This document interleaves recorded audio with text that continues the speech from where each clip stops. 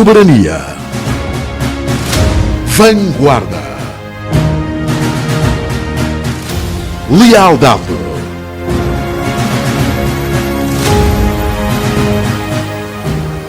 Baluarte.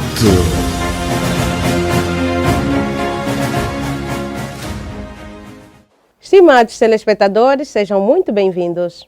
Começa agora mais uma edição do Magazine Baluarte.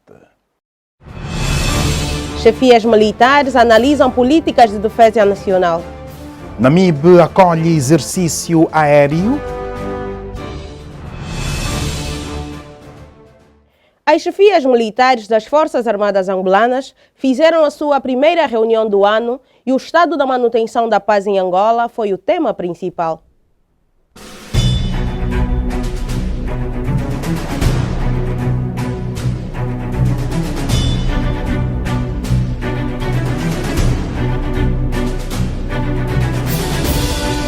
Uma estrutura incontornável da história da aviação militar em Angola.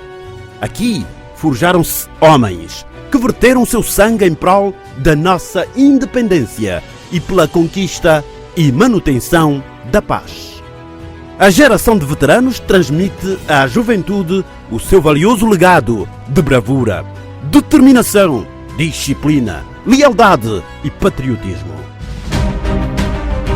No mês de homenagem aos heróis de fevereiro, a Base Aérea de Luanda acolheu a reunião das chefias militares das Forças Armadas Angolanas.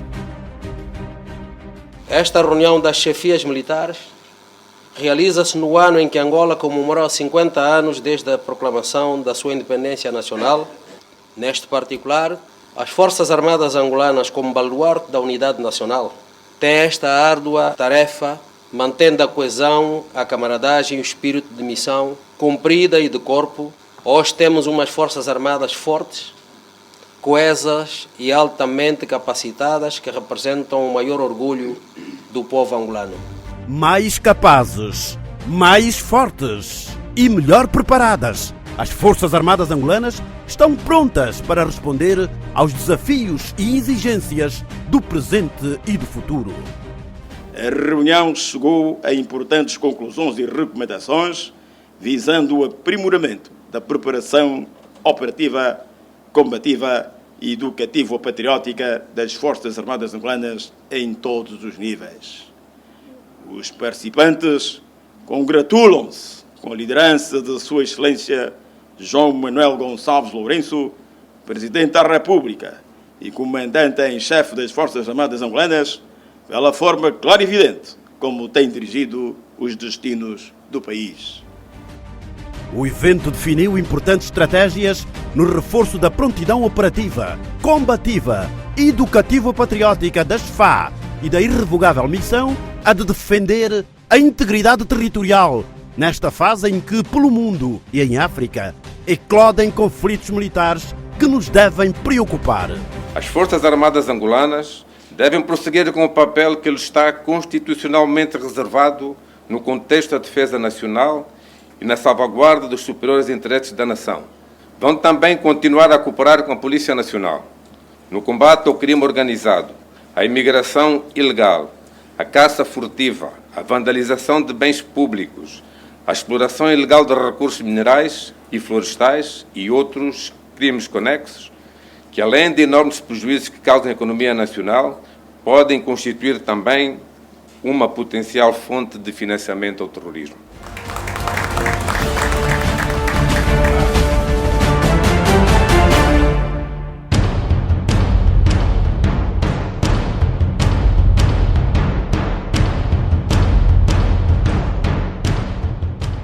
Olá, estamos de volta com mais um espaço de educação jurídica militar. Vamos falar sobre o abuso no exercício do cargo.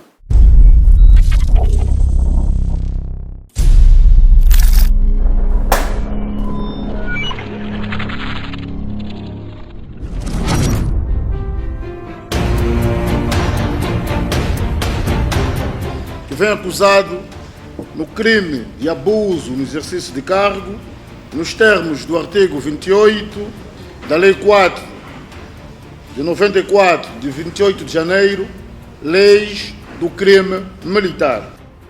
A conduta praticada por efetivo das Forças Armadas angolanas, que, por troca de valores, fizeram ingressar pessoas às fileiras das Forças Armadas angolanas, constitui a prática do crime de abuso no exercício do cargo. Este crime vem previsto no artigo 28 da Lei dos Crimes Militares e nele se pode ler que essa conduta ela está concretizada quando um militar, de forma reiterada ou para satisfazer interesse pessoal, acaba praticando atos que nada têm a ver com as suas competências ou acaba exagerando em atos relacionados com as suas atribuições.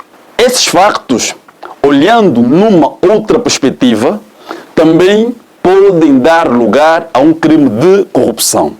E, naturalmente, as pessoas questionam-nos se esses militares não deviam ser julgados no fórum comum por um crime de corrupção.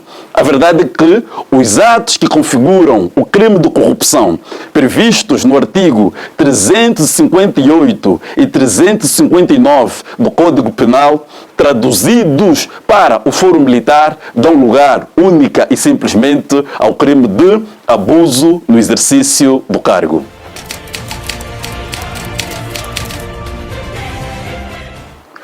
O crime de abuso no exercício do cargo é punido nos termos da lei com uma pena de prisão. A pena de prisão, nos termos da Lei dos Crimes Militares, é aquela que vai de 3 dias a 2 anos de prisão. Portanto, no foro militar não se aplicam as penas de multas. Se o processo encontra-se apenas na fase de seleção, naturalmente este candidato deve ser retirado da lista e não frequentar nenhum curso militar. Entretanto, se o mesmo, pelo ato de corrupção, integrou a lista final e, consequentemente, passou por um curso de formação militar, ali as coisas tornam-se muito difíceis, considerando que, primeiro, já é quase impossível sabermos quem deu entrada por essa via e depois, se o indivíduo passou por um processo de formação militar, tendo jurado a bandeira e, consequentemente, ingressado definitivamente nas fileiras das Forças Armadas angolanas, o processo de retirada dessas fileiras já não pode ser por um mero ato administrativo, tem que resultar de um processo crime e assim torna-se difícil, se não mesmo impossível, retirarmos este indivíduo que terá entrado de forma fraudulenta. Mas é verdade que sempre terá que se medir o tipo de vício. Se esse vício estiver relacionado, por exemplo, com o facto do indivíduo ter forjado documentos, isto é, por exemplo, para as Forças Armadas angolanas são admitidas apenas cidadãos nacionais. Se o mesmo for um cidadão estrangeiro e tiver forjados documentos, aqui sim ele não reúne pressupostos que lhe permitem ingressar às Forças Armadas angolanas. De outro modo, fica consolidada a sua situação e, consequentemente, permanecerá nas fileiras das Forças Armadas angolanas. Pelo exposto, tudo visto e ponderado, o coletivo de juízes deste Tribunal Militar decidem, em nome do povo, em aplicar as seguintes penas parcelares. Primeiro, absolver o arguido João Jamba Isaías, primeiro cabo das FA, do crime de conduta indecorosa, ilícito penal previsto nos termos do artigo 48 da Lei 4 de 94, Lei dos Crimes Militares.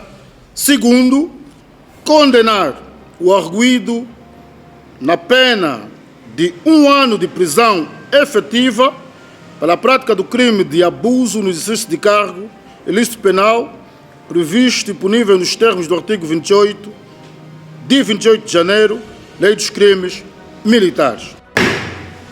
O conselho que nós deixamos é para que todos envolvidos nesse tipo de práticas deixem de o fazer.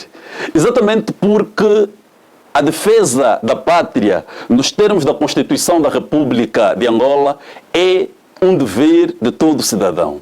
Mas para que possamos ingressar nas Forças Armadas Angolanas, é preciso que obedeçamos a alguns pressupostos. É preciso que sejamos detentores de alguns requisitos. Assim, não há necessidade de corrompermos ou entregarmos dinheiros ou outros bens para ingressarmos nas fileiras das Forças Armadas Angolanas, bem como para todos aqueles que trabalham nos centros de seleção e de recrutamento, também não haverá necessidade de receberem dinheiro para fazerem pessoas ingressar às fileiras das Forças Armadas Angolanas. Até porque com essa conduta estaremos a meter em perigo as próprias Forças Armadas Angolanas, porque se a pessoa entra por meio da corrupção, não passa por um processo de seleção, e assim poderemos meter indivíduos que não detenham nem comportamento cívico e nem capacidade física que lhes permite ingressar às Forças Armadas Angolanas e assim fazer com que esta instituição cumpra o seu dever de defesa da pátria e dos interesses mais altos do Estado angolano.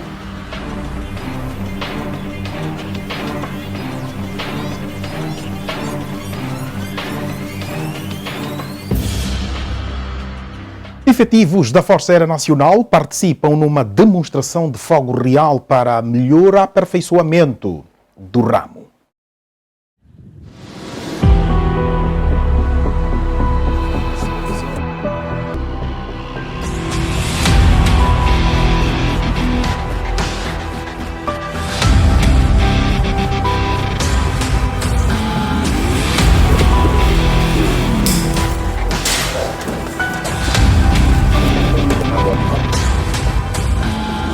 Continuação do bom trabalho. Obrigada.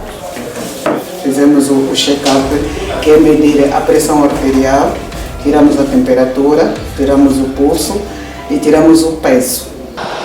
A sensação é a de responsabilidade de executar o exercício conforme planificado e conforme preparamos-nos durante o processo todo de preparação para o exercício em causa.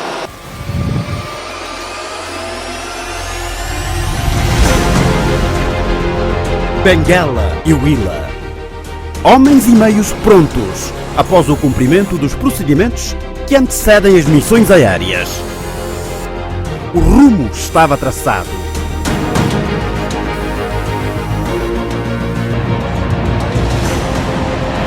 Polígono do Caraculo, província do Namibe. No teatro das operações, as forças de artilharia de defesa antiaérea estavam prontas para o início dos exercícios com tiro real aéreo, antecedido da apresentação das várias etapas do evento ao Comando Superior das Forças Armadas Angolanas e aos convidados. Aperfeiçoar as competências e habilidades da Força Aérea Nacional no planeamento operacional, exercícios teóricos e práticos do adestramento das tripulações e utilização da técnica em ambiente de tiro combativo foram os objetivos dos exercícios. O polígono tem um comprimento de 6.390 metros e uma largura de 5.280 metros. Aperfeiçoar as habilidades do Estado-Maior da Força Aérea Nacional, Região Aérea Sul, Brigada de Defesa Aérea e unidades, estabelecimentos e órgãos no planeamento operacional. Participam nesta manobra Comando Estado-Maior da Força Aérea Nacional, Região Aérea Sul, Brigada de Defesa Aérea. A ação combativa decorreu sob o lema A Defesa do Território no contexto atual. E para o seu êxito foram mobilizados mais de 100 de efetivos da Região Aérea Sul, entre pilotos aviadores, artilheiros, controladores do tráfego aéreo, mecânicos aeronáuticos, especialistas de radar e operadores de telecomunicações. Estou satisfeito, mesmo com todos os constrangimentos e condicionantes que nós temos. Houve vontade e houve exigência para que as unidades, as subunidades, os diferentes grupos que são formados de oficiais, de sargentos, cumprissem com aquilo que define a diretiva. Isso é que é o mais importante. O exercício Caraculo foi mais uma demonstração da capacidade da Força Aérea Nacional a de manter a segurança e a inviolabilidade do espaço aéreo nacional.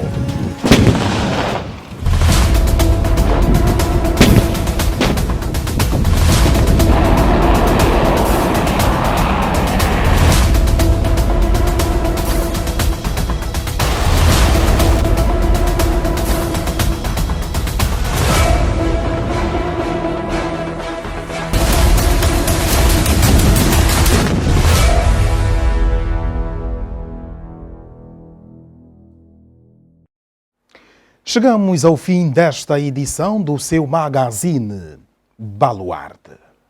Estamos gratos pela vossa amável companhia e até o próximo encontro. Soberania. Vanguarda. Lealdade.